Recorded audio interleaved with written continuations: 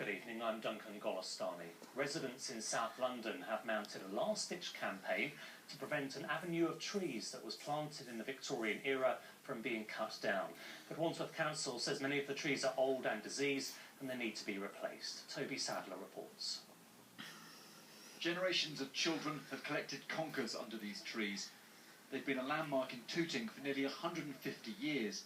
Campaigners want to keep it that way. The Wandsworth Council's plans could see them all gone by this time next month. And this is why. A disease called bleeding canker, which has infected many of the trees.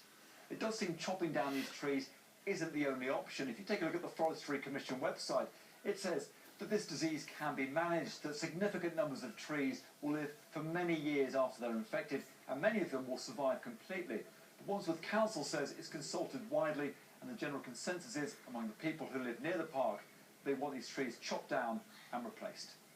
But not with large horse chestnut trees. Instead, they plan to plant immature lime trees.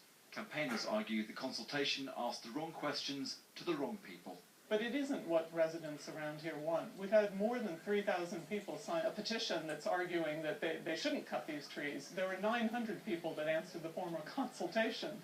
I think it's fairly evident that that consultation wasn't representative of people here. They certainly weren't the views on Tooting Common today. It would be nice to see them maintain the ones that they can maintain. I understand that there's some sick trees that probably need to be felled, but not all 77 of them. They make Tooting Common. They're one of the main features of the common, and if you look at photographs you can see that they were here, 100 years ago or whatever, and it just seems such a shame. The council is expected to approve the plan tomorrow. The campaigners vow to fight on.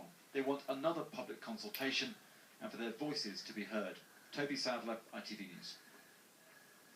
The Met Police